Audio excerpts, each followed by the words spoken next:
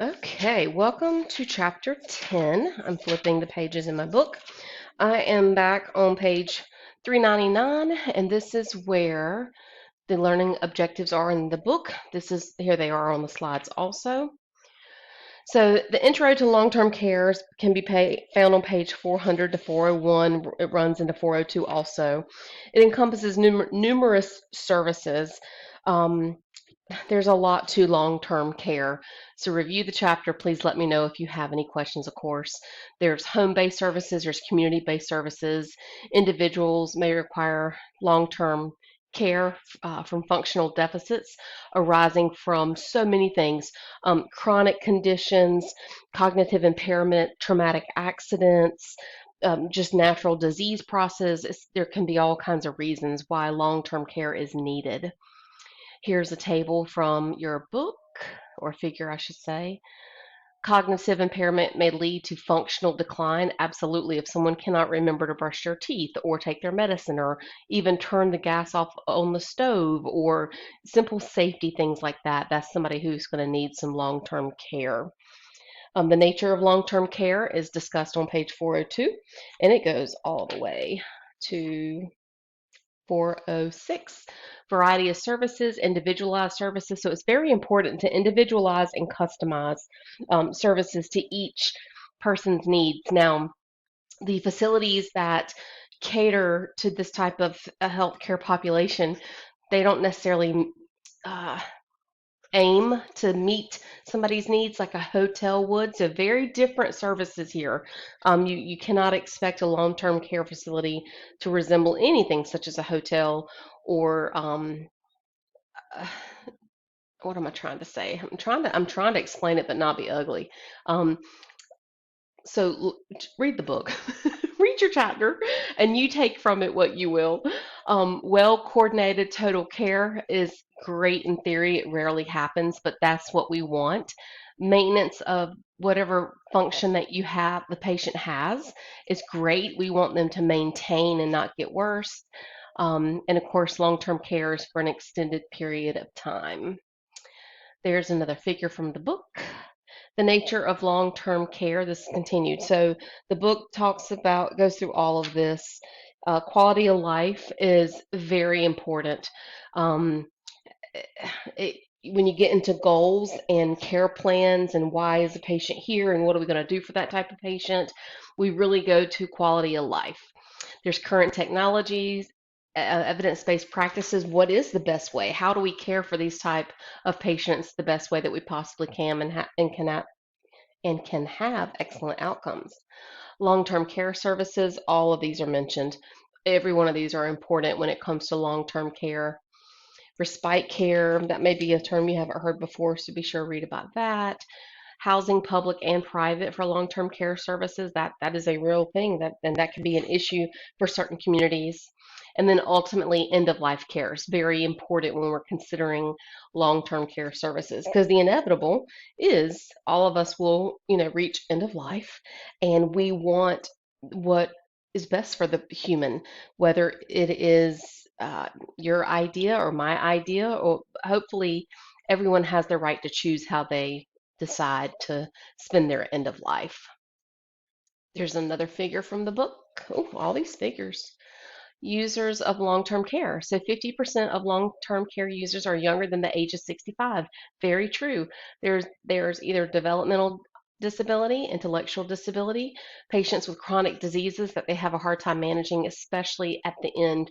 Now, I do want to cite this is old. This PowerPoint's from 2019, which means they probably started working on this book in 2012, 2013, 14. It takes years to publish. Um, this is still true, but there's probably, I bet COVID would be higher right now than HIV and AIDS. But anyway, I don't have the data in front of me, but just know that there's many people under the age of 65 using long-term care. There's a great graph there showing the percentages of the ages. Level of care continuum, page 412 in your book. So personal care, custodial care, restorative care, skilled nursing care, rehabilitation is an important component of this. Yes, it absolutely is. The book does a great job in these little mini paragraphs to help understand that. And here's the subacute categories for, or 4 categories for subacute care.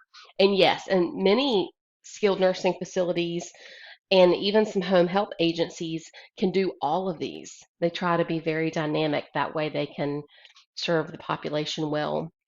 So this is actually what your discussion is for this week. I want you to write about home-based versus community-based type facilities or programs. So be sure and read up on that. Dun, dun, dun, dun. Flipping through the slides. Case management, yes, that's important.